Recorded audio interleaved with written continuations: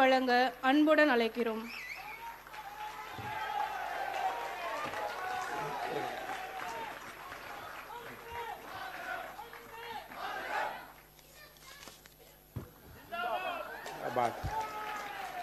அன்பார்ந்த பெரியோர்களே, தாய்மார்களே, மிக குறிப்பாக இந்த 5வது ரோல் இருக்கக்கூடிய அந்த அன்பு குழந்தை செல்வம் என்ன ஒரு இன்வால்மெண்ட்டோடு இருக்காரு பாருங்க.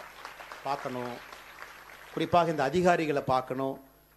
இங்கே எதுவும் பார்க்காத ஒரு விஷயம் இந்த மேடைகளில் நடந்திருக்கிறது. ஒரு சர்விங் ஆஃபீஸர் வந்துங்க ஒரு ஃபங்க்ஷனுக்கு வரும்பொழுது லாட் ஆஃப் கிளியரன்சஸ் வேணும். அவங்களுடைய ஹையர் கமாண்ட் வரைக்கும் போகணும். அந்த நிகழ்ச்சி சரியானதா அப்படின்னு அவங்க பார்க்கணும். ஒரு யூனிஃபார்மோட ஒரு ஆஃபீஸர் வந்து இது போன்ற ஒரு நிகழ்வில் தமிழகத்தில் நான் பார்த்தது கிடையாது பங்கேற்று. இன்னும் குறிப்பாக இங்கே வந்திருக்கக்கூடிய ஈஸ்டர்ன் கமாண்டினுடைய பப்ளிக் ரிலேஷன் ஆஃபீஸராக இருக்கக்கூடிய கமாண்டர் கே ஸ்ரீதரன் சார் அவர்களுக்கு என்னுடைய ஸ்பெஷல் நன்றிகளை நான் இந்த இடத்துல தெரிவித்துக் கொள்கின்றேன். காரணம், உங்களுடைய ப்ரெசன்டேஷன் நீங்கள் இன்றைக்கி பண்ணது ஏதோ ஒரு இடத்துல ஏதோ ஒரு குழந்தையினுடைய நெஞ்சில் அது சின்னதாக பட்டிருக்கும். ஒரு யூனிஃபார்ம் சர்வீஸ் மேல் ஒரு மரியாதை, நாளைக்கு அவங்க நாமளும் இந்த சர்வீஸ்க்கு போகணும், ஒரு ஆஃபீஸராக இருக்கணும், நாட்டுக்காக சர்வ் பண்ணணும் அப்படிங்கிறது உங்களை போன்ற அதிகாரிகள் வந்து பேசும் பொழுது கிடைக்கக்கூடிய உத்வேகம் என்பது வேறு. அது குறிப்பாக அந்த குழந்தைக்கு என்று கிடைத்திருப்பதாக நிச்சயமாக நான் உணர்கின்றேன். அதே போல் நம்முடைய மே 7ஆம் தேதியிலிருந்து யூடியூப்பில், டிவி சேனலில் கிட்டத்தட்ட 18 மணி நேரம் ட்விட்டரில், இன்ஸ்டாகிராமில், யூடியூப் வீடியோஸில் முழுவதுமாக, ஏன்னா நேற்று நம்முடைய ஆர்மி சீஃப் சிங்கப்பூரில் இருந்தாங்க, ஷாங்கிரிலா டைலாகில் பேசினாங்க. ஆர்மி சீஃப்னுடைய இன்டர்வியூ நேற்று யாராச்சும் கவனிச்சிருந்தீங்கன்னா ஒரு வார்த்தையை பயன்படுத்தினாங்க. மொத்தம் எங்கள் ஆப்ரேஷனல் டைமில் 15% நேரம் ஃபேக் நியூஸ்க்கு மட்டுமே நாங்கள் செலவிட்டோம். 15% ஆஃப் அவர் ஆப்ரேஷனல் டைம். நம்முடைய இந்தியன் ஆர்மி, நேவி, ஏர்ஃபோர்ஸ் எல்லாம் ஃபேக் நியூஸ், பாகிஸ்தான் போகிற ஃபேக் நியூஸ் உடனே டீபங்க் பண்ணணும். அப்போ யோசிச்சு பாருங்கள், ஒரு வார் சிச்சுவேஷனில் இருக்கும், ஆன் த ஸ்பாட் டெசிஷன் எடுக்கணும், ரியல் டைம் அலர்ட்னஸ் இருக்கணும். அதில் 15% அவங்க நேரம் இதுக்காக இருந்துச்சு. அதில் மேஜர் மதன்குமார் அவர்கள் போன்றவர்கள் நிச்சயமாக அந்த 30% இருக்க வேண்டிய நேரத்தை 15% குறைச்சிருக்கிறாங்க. மிக வேகமாக என்ன வெப்பன்ஸ் யூஸ் பண்ணுறோம், பாகிஸ்தான் சொல்லக்கூடிய பொய்கள், ஏன்னா இன்டர்நெட்டில் சர்ச் பண்ணும், வெஸ்டர்ன் மிலிட்ரி எக்ஸ்பர்ட்ஸ்னுடைய ஆர்டிகல்ஸ்லேருந்து நிறையா கோட் பண்ணி சொல்கிறாங்க. ஒரு ரெக்கேஜ், ஒரு கீழே ஒரு ட்ரோன் வெளுகுதுன்னா ரெக்கேஜை வச்சு பேக்வேர்ட் இன்ஜினியரிங் பண்ணி அது என்ன ட்ரோன், அது எப்படி நம்ம சுட்டு வீழ்த்தணும். அதே நேரத்தில் ரஃபேல் மாதிரி ஒரு விமானத்துக்கு ஒரு ஆபத்து நேர்ந்திருக்கு அப்படின்னு பாகிஸ்தான் டே 1லேருந்து, ஏன்னா எப்படி நம்ம ஊரில் நம்ம மிலிட்ரி ப்ரீஃபிங் பண்ணமோ நம்முடைய 2 எக்ஸலண்ட் ஆஃபீஸர்ஸ் எப்படி அவங்க ரெகுலராக பண்ணாங்களோ அதே மாதிரி பாகிஸ்தான்லேயும் ஒருத்தர் பண்ணாங்க. நீங்கள் பார்த்துருப்பீங்க, அது ஒரு பெரிய ட்ரோல் மீம் கண்டென்ட் ஆயிடுச்சு. ஒருத்தர் அவருடைய ஆங்கிலத்தையோ அவர் பேசக்கூடிய ப்ரீஃபிங்கை நீங்கள் பார்க்கணும், பயங்கரமாக இருக்கும். ஃப்ரீயாக இல்லாதவங்க நீங்கள் யூடியூப்பில் பார்க்கணும். பாகிஸ்தான் ஆர்மியினுடைய மிலிட்ரி ப்ரீஃபிங் டெய்லி எப்படி பண்ணாங்க, அதுவும் குறிப்பாக இரவு நேரத்தில் பண்ணாங்க. ஏன்னா வெஸ்டர்ன் மீடியாவில் அது வரணும், பிபிசியில், ஸ்கை நியூஸில், சிஎன்எனில் வரணும் அப்படிங்கிறக்காக கொஞ்சம் ரொம்ப லேட்டாக பண்ணாங்க. ஸோ அவங்க நைட்டு போய் பேசி முடிச்சிருவாங்க. நம்ம அடுத்த நாள் சாயந்தரம் 5 மணிக்கு நம்முடைய 4 மணிக்கு மிலிட்ரி ப்ரீஃபிங் இருக்கும். அப்போ நீங்கள் பார்த்தீங்கன்னா அவ்வளவு பொய்கள் இன்டர்நேஷ்னல் மீடியாவில் சர்க்குலேட் ஆகும். ஸோ எல்லா இடத்துலையும், உதாரணத்துக்கு யூகேல பார்த்தீங்கன்னா பிபிசியில் நம்முடைய high commissioner Vikram Duraisamy sir அவங்க போய் உட்காந்து கிளாரிஃபை பண்ணிட்டு இருப்பார் காலையில். அமெரிக்காவில் நம்முடைய அம்பாசிடர் போய் சிஎன்எனில் பேசுவாங்க. ஸோ ஏன்னா ரியல் டைம் நம்ம கவுண்டர் பண்ணேன்னா war is all perception sir. யார் இறந்தாங்க, எப்படி இறந்தாங்க அப்படிங்கிறத ஒரு செய்தியை மாற்றி சொல்லும் பொழுது இது இன்னும் பெரிதாக பேசப்படும். War is always about perception. இன்னைக்கு பாகிஸ்தான் பாருங்கள், இவ்வளவு போனதுக்கு அப்புறம் கூட கொண்டாடிட்டு இருக்காங்க. ஆச்சரியமாக இருக்குது, கொண்டாடிட்டு இருக்காங்க. உண்மையிலுமே நீங்கள் பார்த்தீங்கன்னா அந்த பாகிஸ்தானுடைய பிரைம் மினிஸ்டர் ஒரு டேங்க் மேலே ஏறி போகிறாரு. எங்கே போனாலும் அந்த புதிதாக அந்த ஃபீல்டு மார்ஷல் கூடவே கூட்டிகிட்டு போகிறார். எங்கெல்லாம் கூட்டு போனார் பாருங்கள், டர்க்கி, அஜர்பைஜான், ஈரான் 3 நாட்டுக்கும். ஏன்னா அவருக்கு பயம், அந்த ஆர்மி சீஃபை கொஞ்சம் தள்ளி வச்சிட்டிங்கன்னா அவர் கூ பண்ணி ஆட்சிக்கு வந்துடுவார். அதனால் பாகிஸ்தான் பிரைம் மினிஸ்டர்னுடைய பிரத்யேகமான பிரச்சனை என்ன, பக்கத்துலேயே வச்சுக்கணும், அந்த பாம்பு பக்கத்தில் வச்சுக்கிற மாதிரி. தூரமாக வச்சுக்கிட்டிங்கன்னா பாகிஸ்தான் ஆர்மி அந்த பிரைம் மினிஸ்டரை குத்திரும். ஸோ இவ்வளவு பொய்களுக்கு நடுவில் மேஜர் மதன்குமார் அவர்கள் போன்றவர்கள் பெரிய சேவையை யூனிஃபார்ம் போடாமல் பண்ணியிருக்காங்க. அவர்களுக்கும் இந்த நேரத்தில் நான் பெரிய ஒரு வணக்கத்தை, நன்றிகளை சொல்லணும். சிஇஓ சாணக்கியா ரங்கராஜ் பாண்டே சார் அவர்கள் ஒரு மிக முக்கியமான நிகழ்வை ஏற்பாடு செஞ்சுருக்கிறாங்க. காரணம், ஒரு விஷயத்துக்கு ஒரு க்ளோஷர் தேவைப்படுதுங்க. ஏன்னா ஆப்ரேஷன் சிந்தூரை பொறுத்தவரை மே 7, 8, 9, 10 அதன் பிறகு நாம் எல்லோரும் தமிழகம் முழுவதும், இந்தியா முழுவதுமே அதற்காக நேரம் கொடுத்து பொதுமக்கள் வெளியே வந்து நம்முடைய முப்படைகளுக்கும் நன்றி சொல்லியிருக்கிறாங்க. ஸ்கூல் சில்ட்ரன்ஸ் வந்திருக்கிறாங்க. அரசியல் கட்சி சாராத மனிதர்கள் கொட்டுகின்ற மலையிலெல்லாம் தமிழ்நாட்டில் வந்திருக்காங்க. இருந்தும் இதற்கு ஒரு க்ளோஷர் கொடுக்கணும். குறிப்பாக சர்விங் ஆஃபீஸர்ஸை கூட்டிகிட்டு வரணும். என்ன நடந்துச்சு, ரூல்ஸ் ஆஃப் வார்ஃபேர் என்ன, என்கேஜ்மெண்ட் எப்படி இருந்துச்சு, ஃபியூச்சர் என்ன நடக்க போகுது. ஏன்னா அவங்க சொன்னது போல் ஒரு தலைமுறைக்கு ஒரு பார்ப்பதற்கான வாய்ப்பு நமக்கு கிடைக்கும். 99க்கு பிறகு இன்னைக்கு அது 88 மணி நேரம் தான். இது பார்த்தீங்கன்னா எக்ஸாக்ட்லி 4 days 88 hours, அவ்வளோதான் இது. அதில் நிறைய விஷயங்களை நாம் செய்திருக்கின்றோம். அடுத்து நமக்கு இது எப்போ டெஸ்ட் ஆகும்னு தெரியாதுங்க. ஏன்னா வார் நமக்கு வேண்டாம். ஆனால் எப்பொழுதுமே இந்தியாவை பொறுத்தவரை ஒரு காலத்தில் நிச்சயமாக நம்ம ஒரு 2 front வாரை பார்க்கத்தான் போகிறோம். நாம் வேண்டாம் என்று நினைத்தாலும் ஒரு காலத்தில் ஒரு பக்கம் சைனாவையோ ஒரு பக்கம் பாகிஸ்தான், 2 நாடுகளையும் ஒரே நேரத்தில் நாம் டேக் ஆன் பண்ண வேண்டிய சூழ்நிலை வரத்தான் போகுது. ஏன்னா காரணம் தவறு நம்ம மேல இல்லை, தவறு அந்த 2 நாடுகளின் மீது இருக்கு. ஏன்னா இந்தியாவை பொறுத்தவரை நம்ம ஸ்டேட்டஸ் கோ பவர். நாம் எந்த ஒரு நாட்டினுடைய எல்லையும் அபகரிக்க வேண்டும் என்று நினைக்கக்கூடிய நாடு கிடையாது. வேற ஸ்டேட்டஸ் கோ பவர். ஆனால் பாகிஸ்தானோ சைனாவோ அப்படி பார்த்தீங்கன்னா தேர் எக்ஸ்பான்ஷனரி பவர்ஸ் எடுக்கணும். இன்னைக்கு குறிப்பாக சைனாவை பாருங்க, எத்தனை இடத்துல அவங்களுடைய பிரச்சனை, ஒரு சின்ன சின்ன தீவுகளுக்கு சண்டை, பிலிப்பைன்ஸ்ல இருந்து ஒரு நாடுகள் இருக்கக்கூடிய பிரச்சனையை பாருங்க. ஆனால் நாம் அதற்கு தயாராகணும். அது எப்படின்னு தெரியாதுங்க. நம்ம தலைமுறையில் அந்த போர் வரலாம், நமக்கு அடுத்த தலைமுறை அந்த போர் வரலாம். அதையெல்லாம் இந்த நேரத்தில் எடுத்து சொல்லணும். குறிப்பாக இது போன்ற அற்புதமான மிலிட்டரி ஹிஸ்டோரியன்ஸை, சர்விங் ஆஃபீஸரை கொண்டு வரணும். அதையெல்லாம் நம்முடைய ரங்கராஜ் பாண்டே அவர்கள் மிக அற்புதமாக இந்த நிகழ்வு மூலமாக செய்திருக்கின்றார்கள். அவருக்கும் இந்த நேரத்தில் என்னுடைய நெஞ்சார்ந்த நன்றிகளை தெரிவித்துக் கொள்கின்றேன். அதே போல முக்கியமானவர்கள் முதல் அரங்கத்தில் இருக்கக்கூடியவங்க எல்லாமே நிறைந்திருக்கிறது. நேரம் கொடுத்து ஞாயிற்றுக்கிழமை வந்திருக்கக்கூடிய உங்களுக்கும் என்னுடைய நன்றிகளை, வாழ்த்துக்களை இந்த நேரத்தில் தெரிவித்துக் கொள்கின்றேன். சொந்தங்களே, என்னுடைய வேலை ரொம்ப சின்ன வேலை தாங்க. காரணம் ஏன்னா they lived reality. Sir Sridharan sir is lived reality. அங்கே இருக்காங்க, உங்களுக்கு தெரியும். 45 days கடலுக்குள்ள சப்மரீனில் யோசிச்சு பாருங்க. நம்மளால் லிஃப்ட்டில் 2 நிமிஷம் இருந்தாவே ஒரு மாதிரி இருக்கும், கிளாஸ்ட்ரோஃபோபிக் ஆயிரும். எப்படா அந்த லிஃப்ட்டை துறப்பாங்கன்னு இருக்கும். நான் பல இடத்துல பார்த்தீங்கன்னா லிஃப்ட்டை ஏற மாட்டேன். நான் படியில் தாங்க ரொம்ப நாள் போயிட்டு இருந்தேன். வேறு வழி இல்லாமல் தான் லிஃப்ட் ஏறி பழகினேன். கிளாஸ்ட்ரோஃபோபிக். 45 days அந்த சப்மரீனுக்குள்ளே சின்ன அறையில் நீங்கள் கை இப்படி பெருசாக கூட நீட்ட முடியாது. அதுக்குள்ளே 45 நாட்கள் உள்ளே இருக்கணும். அப்படின்னா அது 2 முறை இருந்திருக்காங்கன்னா ஒரு நாட்டின் மீது கமிட்மெண்ட் இல்லாமல் அப்படி இருக்க முடியுமா? Lived reality. அதிகாரி வந்திருக்கிறாங்க. மேஜர் மதன்குமார் பொறுத்த வரைக்கும் நம்ம ஆர்மியில் ஒரு கல்ச்சர் இருக்குதுங்க. இன்டெலெக்சுவல் சோல்ஜர்ஸ் நமக்கு வேணும். அதாவது ஒரு வார் ஃபைட்டிங் மிஷினரியில் அறிவாக செயல்படக்கூடிய, புத்தி கூர்மை இருக்கக்கூடிய இன்டெலெக்சுவல் லீடர்ஷிப் நமக்கு வேணும். அது எப்பவுமே அமெரிக்கன்ல அது இருக்கும். நிறைய பேரை நம்ம சொல்லுவோம். ஸ்டான்லி மெக்ரிஸ்டல்லேருந்து ஆரம்பிச்சு ஜெனரல் டேவிட் பெட்ரியஸ்லேருந்து நிறைய பேர் அமெரிக்காவில் சொல்லுவாங்க. அவங்கள மிகப்பெரிய ஆளுமைகள். ஏன்னா ஒரு இன்டெலெக்சுவல் சோல்ஜர்ஸ். இன்னைக்கு அந்த வகையில் தமிழகத்தில் ஒரு இன்டெலெக்சுவல் மிலிட்ரி ஸ்காலராக மேஜர் மதன்குமார் அவங்க இருக்கிறாங்க. அவர்களுக்கும் இந்த நேரத்தில் நாம் சொல்ல வேண்டிய கடமை இருக்கு. அதனால் என்னுடைய வேலை இதிலிருந்து ஜஸ்ட் முன்னாடி போகிறது மட்டும்தான். மறுபடியும் காலத்தினுடைய அருமை கருதி இது ஒருக்கான ரீகால் பண்ணணும்னு நினைக்கிறேங்க. ஏன்னா நிறைய நண்பர்களுக்கு நான் அரசியல் பேச விரும்பலை. ஆனால் யூனிஃபார்ம் சர்வீஸ் ஆஃபீஸர் இருக்கும்போது நம்ம அரசியல் பேசக்கூடாது. இதில் நம்ம அரசியலாக பார்க்கல. எல்லா கட்சிகளும் ஒன்றாகத்தான் இருந்தோம். ஒருவேளை நான் ஏதாச்சும் ஒரு அரசியல் கட்சியை நான் சுட்டி காட்டி பேசுகிறேன் அப்படின்னா குறையாக சொல்லவில்லை. அந்த நேரத்தில் அப்படி இருந்தாங்கன்னு சொல்ல வரேன். It is always a context specific. இன்னைக்கு நம்ம economically very powerful. $4 trillion economy நம்ம வச்சிருக்கோம். மிலிட்டரிக்கு செலவு பண்ண முடியுது. We can afford to spend. ஆனால் 20 ஆண்டுகளுக்கு முன்பு அப்படி இல்லை. நம்மகிட்ட பணம் இல்லை. ஸோ அப்போ இருந்ததை இப்போ நான் கம்பேர் பண்ண விரும்பலைங்க. ஏன்னா ஒரு ப்ராட் மைண்டடாக பேசணும் அப்படின்னா I will not get in to this பெட்டி பாலிடிக்ஸ். பட் ஒரு கம்பேரிசன் கான்டெக்ட் ஸ்பெசிஃபிக்காக சில விஷயங்கள் உங்கள் முன்னாடி நான் வைக்கிறேன். இந்த போரை பொறுத்தவரை இது ஒரு மிக மிக வித்தியாசமான போர். ஏன்னா பில் கிளின்டன் 1999 ஒரு வார்த்தையை சொல்லியிருப்பார். The most dangerous place on the earth is the Indian subcontinent அப்படிங்கிற வார்த்தையை பயன்படுத்துகிறார். உலகத்திலேயே ஒரு மோசமான பயங்கரமான இடம் இருக்குன்னா இந்தியன் சப்கான்டினென்ட். காரணம் 2 நியூக்ளியர் பவர்ஸ் 3 பேர் நெய்பர்ஸாக இருக்காங்க.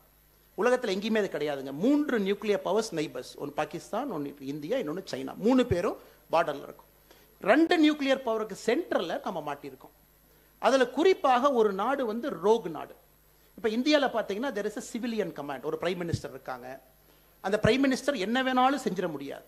கேபினட் கமிட்டி ஆன் செக்யூரிட்டியை கூப்பிடணும், பிரசிடென்ட்டை பிரீஃப் பண்ணணும், முப்படை தளபதிகளை கூப்பிடணும், அவங்க கிட்ட பேசணும், அனைத்து கட்சி கூட்டத்தை ஏற்பாடு பண்ணணும், அவங்க கிட்ட பேசணும், எதிர்கட்சி தலைவர்கிட்ட பேசணும். எல்லாரையும் அரவணைச்சு செல்லக்கூடியதான் இந்தியாவுடைய டெமோக்ரஸி.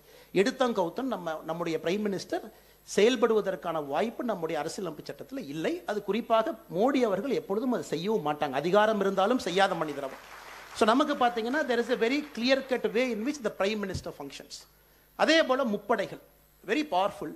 இது ரொம்ப ஆச்சரியமாக சொல்லுவாங்க. பார்த்தீங்கன்னா பாகிஸ்தானில் மிலிட்ரி கூ பண்ணி ஆட்சிக்கு வந்தவர்களும் எல்லா ஜெனரல்ஸும் அவங்க எல்லாமே இந்தியாவுடைய ஜெனரல்ஸும் சாண்ட்ஹர்ஸ்ட் யுனைடெட் கிங்டமில் சாண்ட்ஹர்ஸ்ட் ஸ்கூலில் ஒன்றாக மிலிட்ரி ட்ரைனிங் போனவங்க. ஸோ நீங்கள் பாகிஸ்தானுடைய மிலிட்ரி கூ பண்ணி யாரெல்லாம் வந்தாங்களோ அவங்களோட இந்தியன் சோல்ஜர்ஸ் பேட்ச்மேட்டா கிளாஸ்மேட்டா யூகேல படிச்சிருக்காங்க. இது நிறைய ஹிஸ்டாரியன்ஸ் கம்பேர் பண்ணுவாங்க, எப்படி பாகிஸ்தான்ல மிலிட்டரி கூ நடக்குது, ஆனால் இந்தியாவில் நடக்க மாட்டேது. ஒரே ஜெனரல்ஸ் ஒரே இடத்துல ஒரே சாண்டர்ஸ் ஸ்கூல்ல இருந்திருக்காங்க, ரொம்ப க்ளோஸ் ஃப்ரெண்ட்ஸாக இருந்திருக்கிறாங்க. ஆனால் இந்தியாவில் அது பண்ண மாட்டாங்களேன்னா அது இந்திய பாரத மண்ணினுடைய ஒரு தன்மை, ஒரு இயல்பு. ஸோ எல்லோருக்குமே நம்முடைய எல்லை தெரியும்.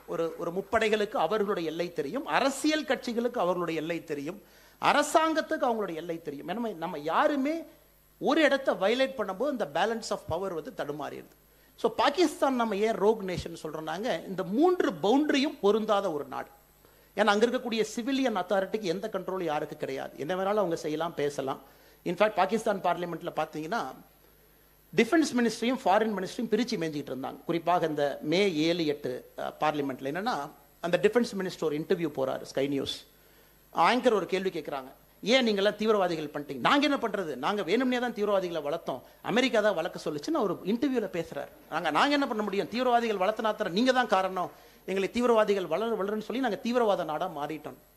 அதுக்கு ஒரு பாகிஸ்தான் எம்பி சொல்லுவாங்க, எய்தர் நம்முடைய டிஃபென்ஸ் மினிஸ்டருக்கும் ஃபாரின் மினிஸ்டருக்கும் இங்கிலீஷ் தெரியல, அல்லது என்ன பேசுகிறேன்னு அவங்களுக்கு புரியல, இந்த மாதிரி இன்டர்நேஷனல் மீடியாலாம் பேசுகிறாங்களே. ஒரு கம்பேரிசனுக்காக சொல்கிறாங்க, எந்த அளவுக்கு ஒரு ஸ்டேபிள் பொலிட்டிக்கல் மெச்சூர்ட் லீடர்ஷிப் நம்மகிட்ட இருக்கு.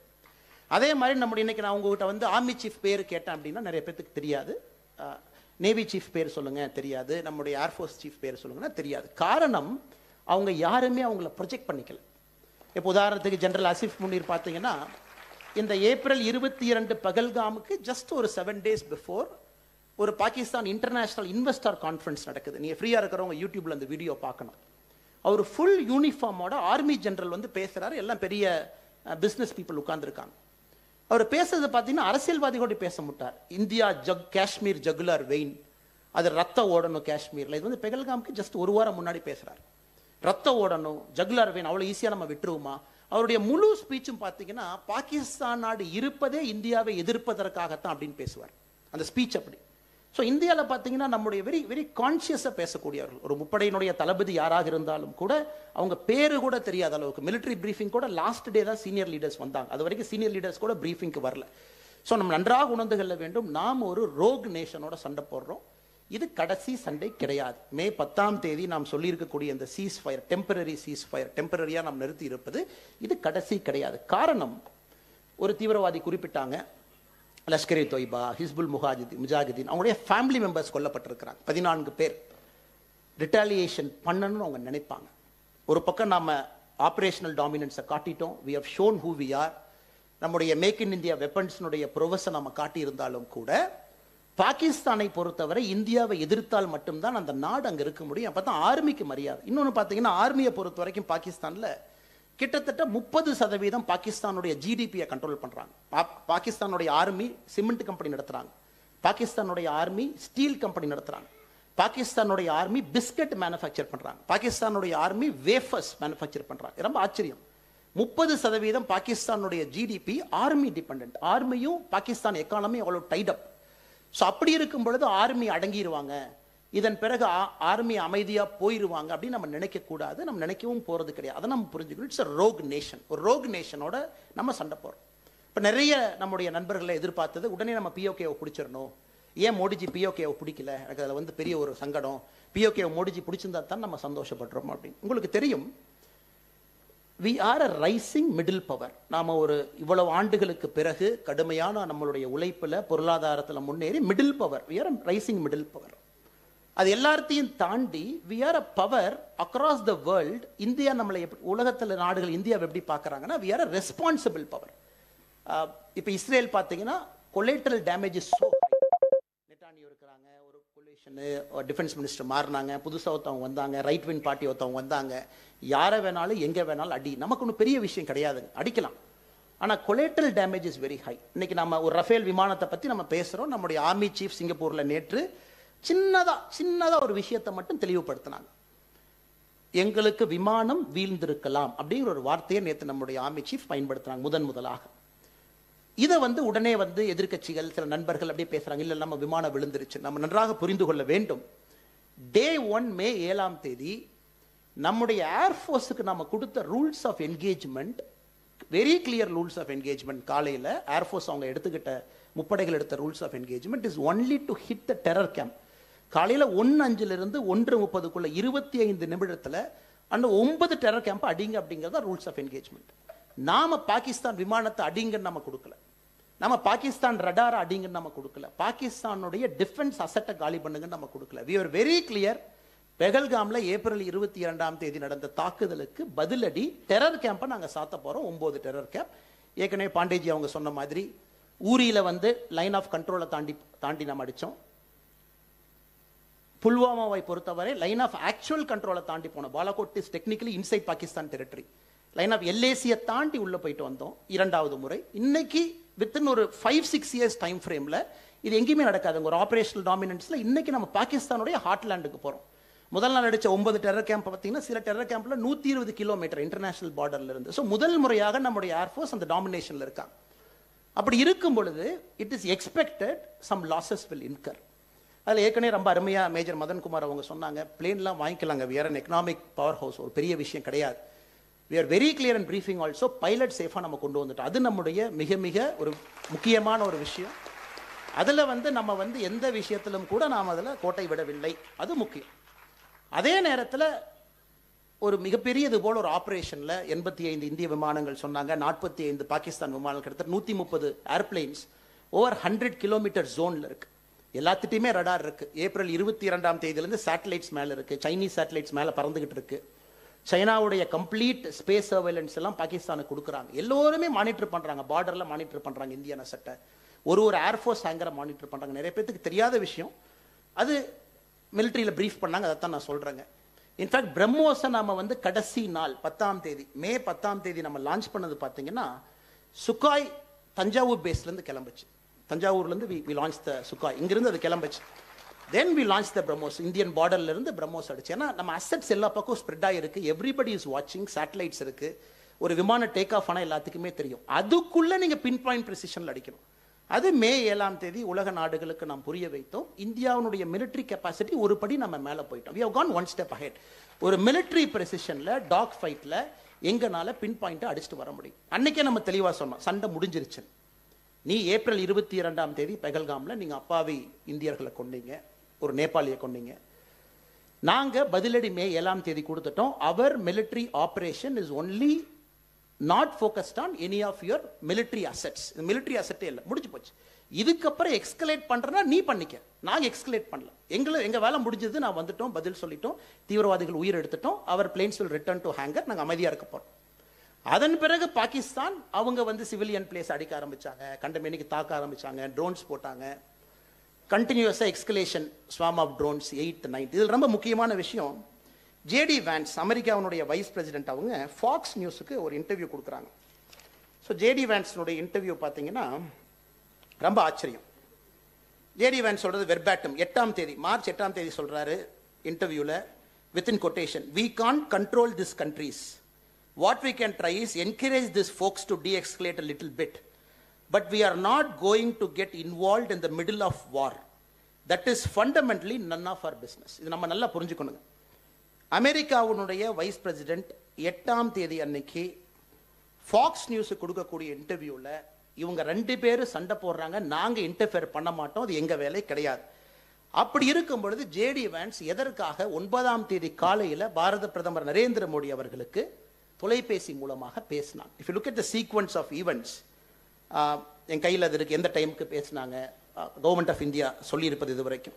மே 9ஆம் தேதி ஜேடி வேன்ஸ் அவங்க பாரத பிரதமர் நரேந்திர மோடி அவங்ககிட்ட பேசி என்ன சொல்றாங்க, ஆஃப் ரேம்ப் வெளியே வாங்க, சிச்சுவேஷன் எக்ஸ்கலேட் ஆயிடுச்சு, நீங்க உங்களுக்கு தேவையோ என்ன அப்ஜெக்டிவ்ஸை நீங்க மீட் பண்ணிட்டீங்க, பாகிஸ்தான் வந்து அடுத்தடுத்த எக்ஸ்கலேஷன் அல்ல லேடர் ஆஃப் எக்ஸ்கலேஷன் வேகமா மேல மேல மேல போறாங்க, அதனால் நீங்க வெளியே வர பாருங்க. மோடிஜி வந்து ஹிந்தியில ஒரு வார்த்தை சொல்றாங்க. இன்னைக்கு நிதின் கோகலே அவங்க ஒரு பாரதிய ஜனதா கட்சி ஈவெண்ட்ல காலையில பேசினாங்க, சீனியர் ஜேர்னலிஸ்ட், அவங்க அந்த வார்த்தையை சொன்னாங்க. அதாவது எங்க மேல அவங்க புல்லட் அடிச்சாங்கன்னா திரும்ப நாங்க மோர்டார் அடிப்போம் அப்படிங்கறத மட்டும் நீங்க பாகிஸ்தானுக்கு சொல்லிடுங்க அப்படின்னு 9ஆம் தேதி பிரதமர் அவர்கள் ஜேடி வேன்ஸ் அவங்ககிட்ட பேசுறாங்க. நான் கமிட்டல் ரிப்ளை, இல்ல நாங்க வந்து நிறுத்த மாட்டோம். 10ஆம் தேதி காலையில 9:30 மணிக்கு secretary of state US Mark Rubio Pakistan army சீஃப்ட பேசுறாங்க 10ஆம் தேதி காலையில். ஏன்னா ஜேடி வேன்ஸ் அவங்க மோஸ்ட்லி என்ன சொல்லி இருக்கணும், ஏன்னா இன்னைக்கு நாம எல்லாத்தையும் பீஸ் பண்ணி பார்க்குறோம், ரிவர்ஸ்ல எல்லாத்தையும் பார்க்கும்போது என்ன சொல்லி இருக்கணும், குறிப்பாக 9ஆம் தேதி இரவோ 10ஆம் தேதி காலையிலோ இந்தியாவின் மீது மிகப்பெரிய ஒரு தாக்குதலுக்கு பாகிஸ்தான் தயாராயிட்டாங்க. ஏன்னா நீங்க பாத்தீங்கன்னா அதே ஃபட்டே 2ங்கிற மிசைலை டெல்லி ஏர்போர்ட்டை நோக்கி லான்ச் பண்றாங்க. நாம் அன்னைக்கு வந்து நிறைய ஏர்போர்ட்டை நம்ம ஷட் டவுன் பண்றோம். குறிப்பாக டெல்லி ஏர்போர்ட்டை கொஞ்ச நேரம் நம்ம ஷட் டவுன் பண்ணி வைக்கிறோம். ஸோ இந்த ஃபட்டே 2 மிசைல் வந்து டெல்லி ஏர்போர்ட்டை நோக்கி வரும்பொழுது நம்ம சிர்சா ஹரியானால அதை சுட்டு வீழ்த்தி அந்த மிசைலை கீழே கொண்டு வரோம். அப்போ பாகிஸ்தான் பார்த்தீங்கன்னா நெக்ஸ்ட் லெவல் பெலஸ்டிக் மிசைலை கொண்டு வர்றாங்க. குறிப்பாக நம்முடைய சிவிலியன் இன்ஃப்ராஸ்ட்ரக்சரை தாக்கணும்னு நினைக்கிறாங்க. அப்போ வார் என்பது அடுத்த கட்டத்துக்கு நிச்சயமாக போகும். ஏன்னா இந்தியாவை நம்ம தடுக்க முடியாது. We have shown. நாங்கள் ஃபர்ஸ்ட் டெரர் கேம்ப் அடித்தோம். ரெண்டாவது உங்களுடைய ரடார் சிஸ்டத்தை தூக்கணும். மூன்றாவது உங்கள் ஏர்ஃபீல்டை காலி பண்ணோம்னா நெக்ஸ்ட் இந்தியாவுடைய ஆப்ஷன் வேற ஒன்றுமே இல்லைங்க. We have to get in to civilian territory. நமக்கு வேறு ஆப்ஷனே கிடையாது. அவங்க பவர் பிளான்ட்டை தூக்கணும். பாகிஸ்தான் ஃபுல்லாக பவர் போயிடும். We have to destroy their civilian infrastructure அடிக்கணும். அதில் கொலட்ரல் டேமேஜ்ங்கிறது அதிகமாக இருக்கும். மேபி அதை அவங்க பேசி இருக்கணும். ஜெரி வான்ஸ் பிரதமர் அவர்கள் பேசியிருக்கக்கூடியது நெக்ஸ்ட் லெவல் எக்ஸ்கலேஷன். ஸோ பிரதமர் அவர்கள் மிக மிக தெளிவாக கடைசி அதெல்லாம் முடிந்த பிறகு 2 நாட்கள் கழித்து நாட்டு மக்கள்கிட்ட பேசும்பொழுது கூட தெளிவாக சொன்னாங்க, நாம முதல்ல இருந்து பாகிஸ்தானுடைய சிவிலியன் இன்ஃப்ராஸ்ட்ரக்சர் மேலே நம்ம கையே வைக்கல. அதன் பிறகு உங்களுக்கு தெரியும், மே 10ஆம் தேதி மத்தியானம் 12 மணிக்கு யுஎஸ் செக்ரட்டரி ஆஃப் ஸ்டேட் பிரதமர்கிட்ட பேசுகிறாங்க. 3:30 மணிக்கு சவுதி அரேபியாவுடைய ஃபாரின் மினிஸ்டர் மே 10ஆம் தேதி ஜெய்சங்கர் அவங்ககிட்ட பேசுகிறாங்க. 3:35க்கு பாகிஸ்தானுடைய டிஜிஎம்ஓ இந்தியாவுடைய டிஜிஎம்ஓக்கு பேசுகிறாங்க. 5:35க்கு யுஎஸ் பிரசிடென்ட் டொனால்ட் ட்ரம்ப் அவங்க ஒரு ட்வீட் போடுறாங்க. ஸோ இதுதான் டைம் லைன். ஸோ நமக்கு தெளிவாக நாம் புரிந்து கொள்ள வேண்டும், இதில் வந்து ஒரு ஈகோ இஷ்யூ கிடையாது. ஒரு நல்ல ஒரு அரசியல் தலைவருக்கு, நல்ல ஒரு பிரதமருக்கு அடையாளம் என்னன்னாங்க, எப்பொழுது முடிவுக்கு கொண்டு வரணும் அப்படிங்கிற எண்ணம் அவங்களுக்கு இருக்கணும். ஏன்னா அது இல்லை அப்படின்னா எண்ட்லெஸ் வார் சைக்கிளில் மாட்டிக்கும். உதாரணத்துக்கு பார்த்தீங்கன்னா இன்னைக்கு இஸ்ரேல் ஹமாஸ் காசால் நடக்கிறதோ, உக்ரைன் ரஷ்யாவில் you will get in to an endless cycle. அதுவும் பிரதமர் தெளிவாக இருந்தாங்க. இன்னைக்கு நீங்க கூப்பிட்டு டிஜிஎம்ஓ எங்க டிஜிஎம்ஓட்ட பேசுறாங்க, நீங்க சீஸ்ஃபயர் கேட்குறீங்க, நாங்க 5 மணிக்கு சீஸ்ஃபயருக்கு ஒத்துக்கிறோம். அதுவும் பிரதமர் தெளிவாக சொல்லி இருக்கின்றார்கள், rules of engagement very clear. இப்ப இருந்து நடக்கக்கூடிய எந்த ஒரு தீவிரவாத தாக்குதலாக இருந்தாலும் கூட from future we will consider that as an act of war. இது கவர்மெண்ட் ஆஃப் இந்தியா அஃபீஷியலா சொல்லவில்லை என்றாலும் கூட அதனோட இம்ப்ளிசிட் அர்த்தத்தை நம்ம புரிஞ்சுக்கிறோம். அப்ப நம்ம அடுத்த ஸ்ட்ராட்டஜிக் என்கேஜ்மெண்ட்டுக்கு போயிட்டோம். இப்ப இருந்து நீங்க அங்கே அடிச்சீங்கன்னா it's an act of war. நாங்க பஞ்சாயத்து பண்றது இல்ல பத்தான்கோட் மாதிரி 4 பாகிஸ்தான் போலீஸ் வாங்க பத்தான்கோட் பஞ்சாப்ல வந்து பாருங்க நாங்க சொல்ல மாட்டோம். நாங்க வந்து யுனைடெட் நேஷன் செக்யூரிட்டி கவுன்சில் போய் தீர்மானம் போடுங்கன்னு சொல்ல மாட்டோம். 15 நாள் பொறுக்க மாட்டோம். ஏப்ரல் 22 டு மே 7 பார்த்தீங்கன்னா எப்பவுமே காரியம் 16வது நாளில் பண்ற மாதிரி 16/3 தான் காரியம் பண்ணோம். நாங்கள் அந்த 16 நாள் 13 நாளில் வெயிட் பண்ண மாட்டோம். இமீடியட்டாக இருக்கும் அப்படிங்கிறத we have explained very clear. இதை நம்ம புரிஞ்சுக்கணுங்க. we have got into a new thing. அதே நேரத்தில் நாம் ஒரு விஷயத்தை நன்றாக புரிந்து கொள்ள வேண்டும். இன்னைக்கு ஆர்மி சோல்ஜர்ஸ் எல்லாமே ஃப்ரண்ட்ல இருக்காங்க, லீடர்ஸ் இருக்காங்க. அவங்களுக்கு மிஷன்ஸ் வேணும். இன்னைக்கு பார்த்தீங்கன்னா வார்ஃபேரில் வந்து மிஷன்ஸ் டாமினேட். ஆர்டிஃபிஷியல் இன்டெலிஜென்ஸ் வந்துருச்சு, ஸ்பேஸ் வார்ஃபேர் வந்துருச்சு. நம்ம இவ்வளவு பேசும்பொழுது கூட ஒரு நல்ல விஷயத்தையும் நம்ம செஞ்சிருக்கிறோங்க. அதாவது பாகிஸ்தானுடைய airborne early warning control system, மேலே பறக்கக்கூடிய பிளேன், அது மேலே பார்த்தீங்கன்னா ஒரு பெரிய லோட்டஸ் தாமரை மாதிரி முதுகுல இருக்கும். அது ரியல் டைம் ட்ராக் பண்ணி சொல்லும். நாம் ஒரு பாகிஸ்தான் ஸ்வீடன் இருந்து வாங்கின ஸ்வீடிஷ் சாப் 2000 அதையும் நம்ம சுட்டு வீழ்த்தியிருக்கோம் இந்த நேரத்தில். அது குறிப்பாக நம்முடைய நேத்ரா ஒரு Indian manufactured airborne warning system நம்ம அதை சுட்டு வீழ்த்தியிருக்கோம். ஸோ இன்னைக்கு ரொம்ப technology has become so advanced. இன்னைக்கு ஆர்மிக்கு அந்த சப்போர்ட் கிடைக்குதா அப்படிங்கிறது தான் என்னுடைய 2வது பாகம். 3 பாகமாக இருக்கு. 2வது பாகம் ஆர்மியை நம்ம சப்போர்ட் பண்ணுறோமா, ட்ரை கமாண்ட் ட்ரை சர்வீசஸ்க்கு முழுவதுமாக நம்ம நிற்கிறோமா அப்படிங்கிற கேள்வி. 2014 நம்முடைய ஆர்மியினுடைய மொத்த ப்ரொக்யூர்மெண்ட் பார்த்தீங்கன்னா 30% இந்தியன், 70% ஃபாரின். அதாவது ஒரு ஷூ, அவங்க வாங்கக்கூடிய புல்லட் ப்ரூஃப் ஜாக்கெட்டாக இருக்கட்டும், அவங்க வாங்கக்கூடிய ஏகே ரக weapon, small range long range எதாக இருந்தாலும் கூட ஆவரேஜாக பார்த்தீங்கன்னா 30% மட்டும்தான் மேக் இன் இந்தியா, 70% நம்ம வெளியிருந்து வாங்குறோம். இன்னைக்கு நாம் அதை எவ்வளவு தூரம் கொண்டு வந்திருக்கோம் அப்படின்னாங்க, இன்னைக்கு ஆத்ம நிர்பார் எல்லாமே நம்ம சொல்லி இன்னைக்கு நாம we have brought it down to 65%. 65% army இது வந்து நாம இந்தியாக்குள்ள கொண்டு வந்திருக்கோம், நாம செய்யறோம். நம்ம கவர்மெண்ட்னுடைய கோல் பார்த்தீங்கன்னா 2030 முடியும் பொழுது we want to make it 90%. 90% army, அதாவது குறிப்பாக நாம் பர்ச்சேஸ் பண்ணக்கூடிய விஷயங்கள் எல்லாமே இந்தியாவிலிருந்து உருவாக்குவாங்க. சொன்னாங்க எஸ்எம்இ சொன்னாங்க. இன்னைக்கு சென்னையில் சில பயங்கரமான கம்பெனிஸ்லாம் இருக்கு. சென்னையில் கம்பெனி பேர் நான் இந்த நேரத்தில் சொல்ல விரும்பலைங்க. பட் அவங்கெல்லாம் பார்த்தீங்கன்னா கிரைப்பன் யூரோ ஃபைட்டருக்கு ரடார்ஸ் கொடுக்குறாங்க. சென்னையில் இருக்கக்கூடிய சில அற்புதமான நிறுவனங்கள், ஸ்டாக் மார்க்கெட்டில் லிஸ்டாக இருக்கக்கூடிய கம்பெனி எல்லாம் 12,000 15,000 crore மார்க்கெட் வேல்யூ இருக்கக்கூடிய சில சென்னை கம்பெனிஸ் யூரோ ஃபைட்டருக்கு ரடார் இங்கிருந்து சப்ளை பண்றாங்க. அப்ப யாருன்னா நம்மகிட்ட டெக்னாலஜி இருக்கு, கெப்பாசிட்டி இருக்கு, ஆனா யாருமே தொடல, இத்தனை நாளா சீண்டல. இன்னைக்கு தைரியமாக நம்முடைய பிரைவேட் செக்டருக்கு நாம ஓபன் அவுட் பண்றோம். குறிப்பாக 2014க்கு பிறகு மோடி அவர்கள் செய்திருப்பது 74% FDI ஓபன் பண்ணிட்டாங்க. அதாவது 74% நாங்க ஓபன் பண்றோம், நீங்க லோக்கல் கம்பெனி கொலாபரேட் பண்ணிக்கங்க, கெப்பாசிட்டி கேப்பபிலிட்டியை வளர்த்துக்கங்க. இது நாம அரசோடு உறுதுணையாக இருக்கணும். 2 நாளைக்கு முன்பு நம்முடைய பாதுகாப்புத்துறை அமைச்சர் ராஜ்நாத் சிங் அவர்கள் confederation of Indian industry CII மீட்டிங்ல ஒரு வார்த்தையை சொன்னாங்க. China spends 18% of their defence budget on R&D. அவங்க மொத்த சைனாவுடைய பட்ஜெட்ல 18% R&Dக்கு மட்டும் ஒதுக்குறாங்க. American spend about 15%. ஏன்னா பென்டகன் ஸ்பெஷலா கொடுக்குறாங்க அவங்களுக்கு. இந்தியாவில் we are spending only 4 to 5%. 4லிருந்து 5% மணி தான் நாம இன்னைக்கு R&Dக்காக ஒதுக்குறோம். ஸோ ராஜ்நாத் சிங் அவங்க ப்ராமிஸ் பண்ணாங்க மிக விரைவில், இன்னும் அப்படின்னா அவங்க சொல்ல வந்தது 2-3 பட்ஜெட்டுக்குள்ள we will touch 10% அப்படின்னாங்க. 2-3 பட்ஜெட்டுக்குள்ள நாம 10% நாம R&D போயிடுவோம். ஏன்னா நம்ம நன்றாக புரிந்து கொள்ள வேண்டும், ஒரு நாடு வளரும் பொழுது மட்டும்தான் ஆர்மிக்கு தேவையான விஷயங்கள் நம்ம செய்ய முடியுங்க. 2004 குறிப்பாக நம்ம கார்கில் யுத்தத்தை எல்லாம் பார்த்த பிறகு நம்ம டிஃபென்ஸ் பட்ஜெட் வந்து 77,000 கோடி செலவு பண்ணோம் 2004. இன்னைக்கு 20 ஆண்டுகள் கழித்து 2024 இன்னைக்கு 6,21,000 கோடி செலவு பண்றோம். 77,000 crore இருந்து இன்னைக்கு 6,21,000 கோடிக்கு நம்ம போயிருக்கோம். இது கண்டிப்பா 10 லட்சம் கோடி, 20 லட்சம் கோடி, 30 லட்சம் கோடியை நோக்கி இன்னொரு மேட்டர் ஆஃப் 5-7 இயர்ஸ் நம்ம ஓடிரும். அதற்கு எக்கானமி வளரும், அது ரொம்ப முக்கியம். செகண்ட், நம்முடைய பிரைவேட் செக்டரை முழுமையாக பயன்படுத்தி ஒரு நல்ல ஈகோ சிஸ்டமை நம்ம உருவாக்கணும். பிரம்மோஸ் நம்ம இவ்வளவு சூப்பரா பேசுறோம், என்னன்னு பாருங்க. ஆரம்பத்தில் பிரம்மோஸ் 15% 85% இருந்துச்சு. ஒரு பிரம்மோஸ் மிசைல் ரஷ்யா நம்ம கொலாபரேஷன்ல 15% உதிரி பாகங்கள் இந்தியா, 85% ரஷ்யா. இன்னைக்கு we have achieved 70-30. 70% உதிரி பாகங்கள் இந்தியா, 30% ரஷ்யா. ஏன்னா படிப்படியாக கான்சியஸா கேலிபிரேட்டட் அப்ரோச்ல முன்னேறி கொண்டிருக்கின்றோம். இதை பொதுமக்களாக இருக்கக்கூடிய நாம் உணர்ந்து கொள்ள வேண்டும். கவர்மெண்ட்டுக்கு சப்போர்ட் பண்ணணும், ஸ்டேபிள் கவர்மெண்ட் கொடுக்கணும், மெஜாரிட்டியாக இருக்கக்கூடிய கட்சி ஆட்சிக்கு வரணும், பொருளாதாரம் வீழ்ச்சி இல்லாமல் இருக்கணும், நிறைய பணம் டிஃபென்ஸுக்கு கொடுக்கணும், டெக்னாலஜி அப்கிரேட் பண்ணிக்கிட்டு இருக்கணும். அப்படி இருக்கும் பொழுது மிஷன்ஸ் அவங்களுக்கு கேப்பபிளாக இருக்கும். அடுத்து சேலஞ்சஸ் இருக்கு. இந்தியன் ஏர்ஃபோர்ஸ் சீஃப், ஏன்னா நம்ம இந்தியன் ஏர்ஃபோர்ஸ் சீஃப் வந்து எனக்கு ரொம்ப பிடித்த ஒரு மனிதர், நேராக பேசக்கூடியவர்.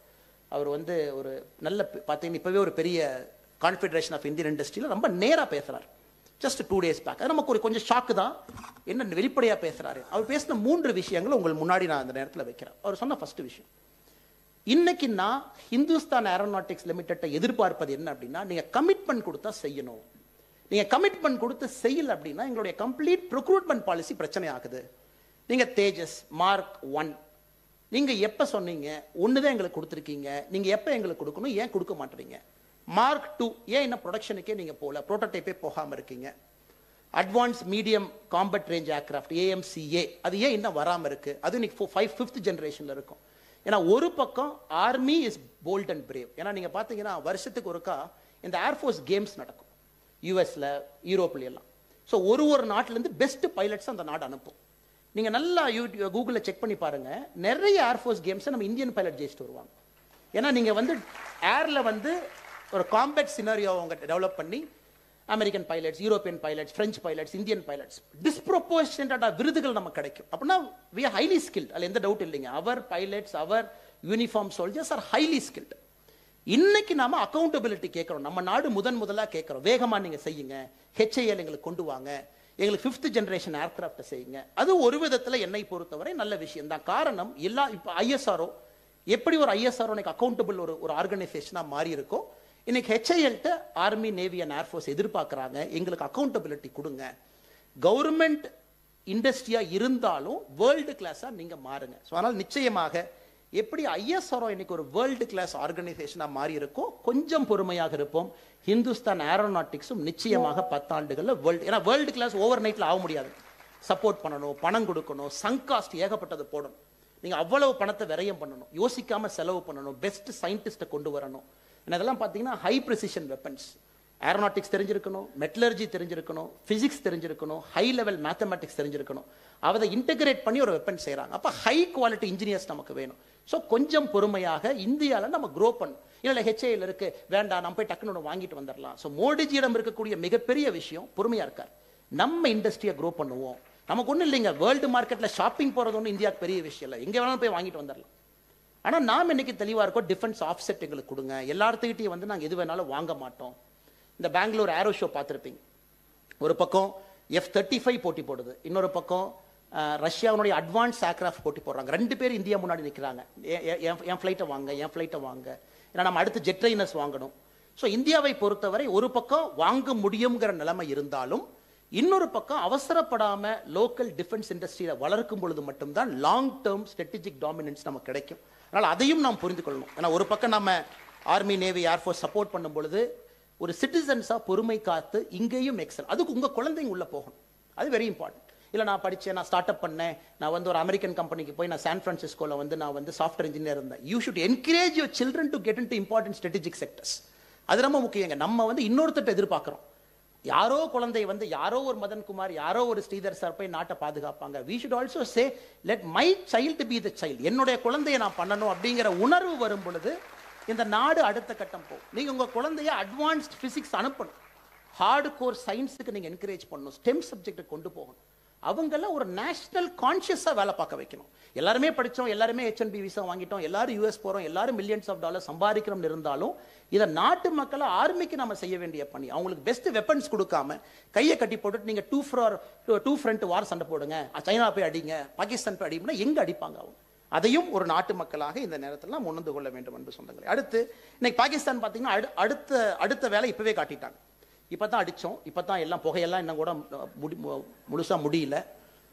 இப்போ தான் அவங்க போய் டர்க்கிக்கு போய் நன்றி சொல்லிட்டு, அஜர்பைஜான் நன்றி சொல்லிட்டு, ஈரானுக்குலாம் போய் நன்றி சொல்லிட்டு இப்போ தான் அவங்க திரும்ப வந்திருக்காங்க. வந்தோடனே பாகிஸ்தான் பார்த்தீங்கன்னா கிரிப்டோ கரன்சியை லீகலைஸ் பண்ணி ஒரு அறிவிப்பு கொடுத்துருக்காங்க, ஜஸ்ட் ஒரு 5 days பேக்.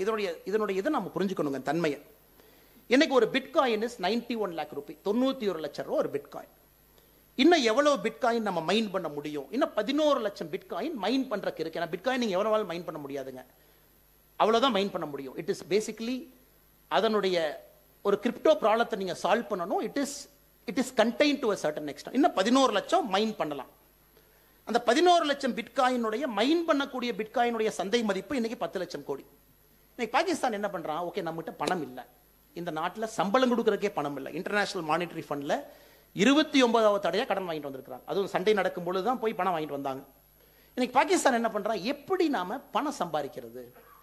இப்போ ஆப்கானிஸ்தான் என்ன பண்ணாங்கன்னா, நம்மளால பணம் சம்பாதிக்க முடியல, ஹெரோயின் வைக்கலாம் அப்படின்னு சொல்லிட்டு கஞ்சா வித்தாங்க. கொஞ்ச நாள் பார்த்தீங்கன்னா அது தாலிபான் வந்து ஒரு டிபார்ட்மெண்ட்டே வச்சிருந்தாங்க ஹெரோயின் சேலுக்கு.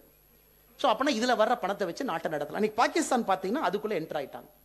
அந்த கிரிப்டோ சீஃப் பிலால் பின் சாதிக் சாஹிப்னு ஒருத்தர் வந்து பேட்டி கொடுக்குறாங்க. இன்னைக்கு ரஷ்யா, கஜாகிஸ்தானுக்கு அப்புறம் 3வது அஃபீஷியல் நாடா பாகிஸ்தான் வந்து பிட்காயின் மைனிங்கை லீகலைஸ் பண்ணியிருக்காங்க. அவர் என்ன சொல்றாருன்னா, நாங்கள் 2 lakh பிட்காயினை மைன் பண்ண போறோம். அப்போ மிச்சம் இருக்கக்கூடிய 11 லட்சம் பிட்காயின்ல 2 லட்சம் பாகிஸ்தான் மைன் பண்ண போறாங்க. அந்த 2 lakh பிட்காயினை மைன் பண்றதுக்கு 2000 மெகாவாட் கரண்ட் வேணும். ஏன்னா bitcoin is electricity expend, current வேணும். கரண்ட் இருந்தால் தான் நீங்க மைன் பண்ண முடியும், கம்ப்யூட்டர் ஓடணும். இன்னைக்கு 2 லட்சம் பிட்காயின் மல்டிப்ளைட் பை 91 lakhs போடுது. ஏன்னா இன்னைக்கு பல இடத்துல நம்ம பார்க்குறோம், குறிப்பாக நம்முடைய ஃபெடரல் ஃபினான்ஷியல் இன்டெலிஜென்ஸ் யூனிட் இந்த பிட்காயினை இப்பவே பாகிஸ்தான் வந்து terrorist financing, fuelling sexist activity, cyber crime, narcotics, அப்படின்னா பாகிஸ்தான் வார்ஃபேர் அடுத்த லெவலுக்கு கொண்டு போறோம். ஓகே, நான் பிட்காயின் மைனிங்கை லீகலைஸ் பண்ண போறேன், 2 லட்சம் பிட்காயின் நான் லீகலைஸ் பண்ண போறேன், நான் அதன் மூலமாக எதை வேண்டுமானாலும் செய்ய. ஏன்னா it's a rogue nation. So நம்ம கெப்பாசிட்டி அடுத்தடுத்த ஸ்டெப் நம்ம போயிட்டே இருக்கணும். ஆப்ரேஷன் சிந்தூர் முடிஞ்சது, நம்ம எல்லாம் பெட்டி படுக்கை எடுத்து வச்சுட்டு கிளம்பிடலாம், ஆர்மிக்கு நன்றி சொல்லிட்டு எல்லாம் அவங்கவுங்க பேஸுக்கு போயிட்டு டாட்டா காட்டிட்டு போயிடலாம். நோ, இன்னைக்கு we have to go one step up. Okay, அவன் இந்த லெவலுக்கு போறான், நாம் என்ன பண்ணலாம்? அடுத்து பாகிஸ்தான் பார்த்தீங்கன்னா இன்னைக்கு டிரான்ஸ்நேஷனல் ஆக்டர்ஸ் இவ்வளவு பேர் இருக்கான். எந்த நாட்டில் யாரு பேச்சையும் கேட்காம அவ்வளவு டெரரிஸ்ட் ஃபோர்ஸ் இருக்கான். இன்னைக்கு இந்தியாவுடைய மிகப்பெரிய சேலஞ்சு நம்ம கண் முன்னாடி இருக்குதுங்க. ஒன்று, டிப்ளமசியை பயன்படுத்தி எப்படி பாகிஸ்தானை கண்டெயின் பண்ணணும், நம்பர் 1 கோல். ஏன்னா எல்லா டைமும் நம்ம சண்டை போட முடியாது. அதே நேரத்தில் நம்முடைய ஸ்ட்ராட்டஜிக் டிஃபென்ஸ் அசெட்ஸை வளர்க்கணும், நம்பர் 2. 3வது, இன்டர்நேஷனல் ஃபோரத்தில் இன்னைக்கு பார்த்தீங்கன்னா சசி தரூர் பாண்டே சார் சொன்னாங்க, எதிர்கட்சியில் இருக்கக்கூடியவர், ஒரு மிகப்பெரிய ஒரு ஆளுமை, யுனைடெட் நேஷன்ஸ்ல வேலை பார்த்தவர், ஒரு கொலம்பியன் கவர்மெண்ட்னுடைய ஸ்டாண்டை ஓவர் நைட் ரிவர்ஸ் பண்ண வச்சுட்டார். நீங்க பாருங்க எவ்வளவு பெரிய ஆச்சரிய விஷயம். அந்த டெலிகேஷன்ல வந்து சசி தரூர், தேஜஸ்வி சூர்யா எல்லா தலைவர்களுமே போனாங்க. ஸோ கொலம்பியா வந்து பாகிஸ்தான் சப்போர்ட் பண்ணி கொடுத்த ஸ்டேட்மெண்ட்டை ஓவர் நைட் பேசி நெக்ஸ்ட் டே கொலம்பியா அந்த ஸ்டேட்மெண்ட்டை வித்ட்ரா பண்ணி இல்லை நாங்கள் பாகிஸ்தான் கொடுத்த ஸ்டேட்மெண்ட் நாங்கள் வித்ட்ரா பண்ணுறோம். இது சக்ஸஸ். நிறைய பேர் கேட்குறாங்க, இந்த அனைத்து கட்சி கூட்டத்தை அனுப்புனாலும் என்ன சக்ஸஸ்? கொலம்பியாவில் நடந்தது ஒரு சின்ன சக்ஸஸ் நமக்கு. ஸோ இதையும் நம்ம செய்யணும். அதே நேரத்தில் எல்லா ஆட்சிகளையும் ஒருங்கிணைக்கணும். குளோபல் பவர்ஸை ப்ரெஷர் போடணும். டொனால்ட் ட்ரம்ப் போன்றவங்க இன்னைக்கு நமக்கு ஒரு விதத்தில் பிடிக்கல தான். ஏன்னா இது வேற நாட்டுகளுடைய தலையீட்டு நம்ம விரும்பல. அவங்க டிஜிஎம்ஓ ஃபோன் பண்ணி கேட்டதுக்கு நாம ஒத்துக்கிட்டோம். பட் இருந்தாலும் அமெரிக்கானுடைய அதிபர் ஒரு ட்வீட்டை போட்டு, நான் ட்ரேடை வச்சு அவங்களுக்கு பயங்காட்டினேன், நீங்க ட்ரேடு பண்ணலினா பெரிய பிரச்சனை ஆயிரும்னு சொன்னேன், நியூக்ளியர் பவர். ஸோ இன்னைக்கு நம்ம நிறைய பேர் சொல்றாங்க டொனால்ட் ட்ரம்ப்பை எதிர்த்து பேசுங்க. ஒரு டிப்ளமசியில் அந்த மாதிரி நம்ம செய்ய முடியாதுங்க. ஒருத்தர் அது பேசுறாங்க அப்படிங்கறக்காக நம்முடைய பிரைம் மினிஸ்டரோ நம்முடைய ஒரு ஃபாரின் அஃபேர்ஸ் மினிஸ்டரோ டொனால்ட் ட்ரம்ப் சொன்னது பொய் அப்படின்னு நம்ம சொல்ல போறது கிடையாது. காரணம், டொனால்ட் ட்ரம்ப் அவங்க யாருன்னு நமக்கு தெரியும். he generally speaks like that. அப்படி இருக்கும் பொழுது நாம் ஒரு ஸ்ட்ராட்டஜிக் ரிஸ்ட்ரெயின்ட் அதை ஹேண்டில் பண்றோம். இல்ல நடந்தது இதுதான். நிறைய டைம் பிரைம் மினிஸ்டர் பேசும்பொழுது அவர் என்ன பேசல அப்படிங்கறது அவர் பேசும்போது இருக்கக்கூடிய அந்த கேப்ல நம்ம புரிந்து கொள்ள வேண்டும். அவர் எல்லாமே பேசணும் பிரைம் மினிஸ்டர் எதிர்பார்க்க கூடாது. Within the caps will understand. இன்னைக்கு டொனால்ட் ட்ரம்ப் அவங்க பேசுறாங்க, திரும்ப இந்தியா பாகிஸ்தானை ஒரே இடத்துல ஈக்குவேட் பண்ண பாக்குறாங்க. கிரேட் லீடர்ஸ் ஆஃப் இந்தியாங்கிறாங்க, மோடி எங்க இருக்காங்க? கிரேட் லீடர்ஸ் ஆஃப் பாகிஸ்தான்ங்கிறாங்க, பாகிஸ்தான் பிஎம் எங்க இருக்கிறார் பாருங்க. இதெல்லாம் இந்த வார்த்தைகள் பயன்படுத்துறாங்க. அதுவும் நமக்கு ஒரு சேலஞ்ச். இன்டர்நேஷனல் லெவல்ல அதை கையாளணும். நம்முடைய ஃபாரின் சர்வீசஸ் ஆஃபீஸர்ஸ், நம்முடைய அதிகாரிகள் அதையும் ரொம்ப நாசூக்காக நம்ம கையாளணும். அது நமக்கு ரொம்ப ரொம்ப முக்கியம். இவ்வளவு சேலஞ்சஸ் நமக்கு இருக்கு. ஒரு நாடாக ஒற்றுமையாக இருக்கணும். எஸ், அடுத்து நடக்கக்கூடிய பாகிஸ்தானுடைய எஸ்கலேஷன் நம்ம பார்க்கணும். அவங்க என்ன நான் ஸ்டேட் ஆக்டரை வச்சு என்ன பண்ண போறாங்க அதையும் பார்க்கணும். நாம் வளர்ச்சியை விரும்பக்கூடிய நாடு, அவர்கள் போரை விரும்பக்கூடிய நாடு, அதையும் பார்க்கணும். நாம் we are to grow, we are not here to fight. ஏன்னா இது பார்த்தீங்கன்னா பாகிஸ்தான் எப்படி இருக்குனாங்க, ஒரு நல்ல ஒரு மிலிட்டரி ஸ்ட்ராட்டஜி சொன்னார். பாகிஸ்தான் பிளேன் அப்படியே கீழே உழுக போகுது. உள்ள ஆர்மி சீஃப் பிரைம் மினிஸ்டர் உட்காந்துருக்காங்க, இன்னும் கொஞ்சம் வைன் குடியா, இன்னும் கொஞ்சம் வைன் குடியா, because it is going to fall down. அவங்க அந்த மைண்ட் செட்டில் ஆப்ரேட் பண்ணிட்டு இருக்காங்க. பட் இந்தியாவை பொறுத்தவரை war is costly for us. ஒரு சண்டைன்னு வந்தால் அது காஸ்ட்லி. இன்னைக்கு நமக்கு சண்டையில் நம்ம ஜெயிச்சோம் அப்படின்னு இருந்தாலும் கூட உயிர்கள் போக ஆரம்பிக்கும் பொழுது அந்த தாக்கம் நமக்கு தெரியும். 10 நாள் 20 நாள் 30 நாள் பொருளாதாரம் மந்தமாகும் போது அந்த பிரச்சனை தெரியும். So India as a country we cannot afford to have war. But வந்த சண்டையை நம்ம விரும்ப போறதில்ல. நாமளா போய் இன்னைக்கு பாகிஸ்தான் இன்னொரு வேலையை பண்ணியிருக்காங்க. பாகிஸ்தானோட இன்டீரியர் டிபார்ட்மெண்ட் என்ன பண்ணிருக்காங்க, ஒரு சர்க்குலர் இஷ்யூ பண்ணிருக்காங்க இன்னைக்கு ஆஃப்டர்நூன். பலுச்சிஸ்தான்ல ஆப்ரேட் பண்ற எல்லா லிபரேஷன் ஃப்ரண்ட்டையும் நாங்கள் இந்தியா பேக்ட் லிபரேஷன் ஃப்ரண்ட்டாக தான் நாங்கள் கருத போகிறோம் அப்படிங்கிற ஒரு அஃபிஷியல் ஒரு சர்க்குலர் ரிலீஸ் பண்ணியிருக்காங்க இன்னைக்கு மத்தியானம். அதாவது பலுச்சிஸ்தான் லிபரேஷன் ஆர்மியிலிருந்து யாராக இருந்தாலும் இனிமேல் பாகிஸ்தானில் அது இந்தியா சப்போர்ட்டட் குரூப்னு தான் நாங்கள் வேர்ல்டில் பேசுவோம். இந்த மாதிரி பிரச்சனைகளும் ஏற்படுத்துகிறாங்க. இது எல்லாத்தையும் சமாளிக்கணும். அடுத்த கட்டம் போகணும். டிஃபென்ஸை ஸ்ட்ராங்காக வைக்கணும். ஹெச்ஏல வேர்ல்டு கிளாஸ் பண்ணணும். இவ்வளோ விஷயங்கள் இருக்குது. அதையும் ஒரு நாட்டு மக்களாக உணர்ந்து வரி கட்டணும் சார். அது ரொம்ப இம்பார்ட்டன்ட். கடைசியாக அதுக்கு தான் நான் வர்றேங்க. ஏன்னா இன்னைக்கு நம்ம எல்லாருமே நேர்மையான, அவங்க நேர்மையாக நமக்காக நிற்கிறாங்க. தே ஸ்டாண்ட் ஃபார் அஸ். அவங்க எதை பற்றியும் கவலைப்படல. அக்னி வீரர் ஒருத்தர் பார்த்தீங்கன்னா வெரி வெரி யங் லைஃப், இப்போ தான் 1-2 இயர்ஸ் சர்வீஸ்குள்ளே இருந்திருக்கணும், உயர் கொடுத்துருக்குறாங்க. அண்ட் இன்னைக்கு ஆர்மியினுடைய முறையில் பார்த்தீங்கன்னா ஆல் டைம் ஹை. அவங்க ஒரு எவ்வளோ சினர்ஜிஸ்டிக்காக ஆப்ரேட் பண்ணாங்க பாருங்கள். 3 ட்ரை சர்வீசஸ், பெர்ஃபெக்ட் பிளெண்ட், ஒரு சிவிலியன் லீடர்ஷிப்போட இணக்கமான ஒரு சூழல், எங்கேயுமே தடுமாற்றம் இல்லாத ஒரு விஷயத்தை பார்க்குறோம். இதே ஒரு சின்ன ஒரு உதாரணத்துக்காக சொல்கிறோம். இதுக்கு ஜஸ்ட் முன்னாடி பாலாகோட்டில் நம்ம அடித்தோம். இருந்தும் அதில் ஒரு துரதிர்ஷ்டவசமான விஷயம், நம்முடைய ஒரு ஓன் ஹெலிகாப்டர் நம்ம வீழ்த்திட்டோம். ஏன்னா அந்த ஃபாக் ஆஃப் வார்ன்னு சொல்லுவாங்க. ஒரு சண்டை நடக்கும் பொழுது பார்டரில் அவ்வளோ பிளேன்ஸ் பறந்துட்டு இருக்கும் பொழுது சில நேரம் நமக்கு எனிமி ஏர்கிராஃப்ட் என்ன, நம்ம ஏர்கிராஃப்ட் என்னன்னே தெரியாது. ஏன்னா ரடார்ஸ் இருக்கு, ரியல் டைம் ஆப்ரேட் பண்ணுறோம். ஏன்னா நீங்கள் ஒரு நியூக்ளியர் மிசைலை விட்டீங்கன்னா கதை முடிஞ்சது. ஏன்னா even they cannot afford to miss 1%, 0.001 ஒரு நியூக்ளியர் மிசைல் உள்ள விட்டாங்கன்னா வேலை முடிஞ்சது. அந்த ப்ரெசிஷன் நம்ம செஞ்சும் கூட நம்முடைய ஓன் ஒரு ஹெலிகாப்டர், ஒரு சீனியர் லீடர்ஸ் இருக்கக்கூடிய டாப் பீப்புள் இருக்கக்கூடிய ஹெலிகாப்டர் அந்த இடத்துல வீழ்த்தப்பட்டது. நம்முடைய ஓன் ஏவுகணை. ஏன்னா we have to perfectly understand every time we are perfecting it. நேற்று ஆர்மி சீஃப் ரொம்ப அழகாக சொல்லியிருப்பார். ஆமாம் லாசஸ் இருக்கு, இல்லைன்னு நான் சொல்ல. ஆனால் லாசஸ் வந்தோடனே நாங்கள் கேலிபரேட் பண்ணி டக்குன்னு அடுத்த ஸ்டெப்புக்கு போயிட்டோம். அதை நீங்கள் ஆர்மிட்ட பேஷண்ட்டாக இருக்கணும். Because we are going to the next level.